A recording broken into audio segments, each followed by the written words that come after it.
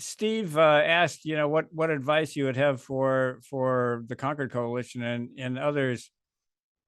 What advice would you have for people running for office? I mean, how do you talk about these things without getting your head chopped off? How would you frame it?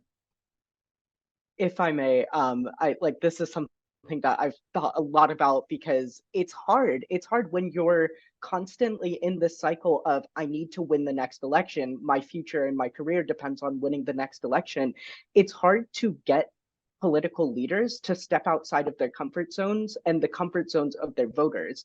But ultimately, what I would say, if I could get in a room with people running for office and sit down with them and say, here's what Americans want.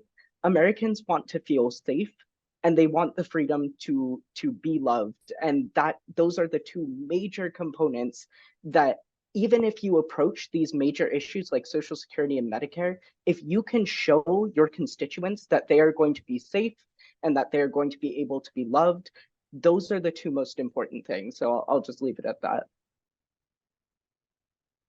Yeah. Adding on to that, I think the one of the big things that you need to tell the sort of politicians is that the future is something that's very important to not just young voters, but I think to all voters who have some sense of either I want my kids to have a future, I want to have a future myself. And I think that something that is really important to connect with on politicians is that a lot of people in college age and everywhere have this sort of either this really idealism about the future or this real pessimism, as Akash was saying, and that we need to reach out to people and sort of convince them that there is this, I get them more on this idealistic side, that there is hope for this future and that there are these ideas that can get there. Now, while they may be a little bit more painful now, it is about making trade-offs now for the future rather than trading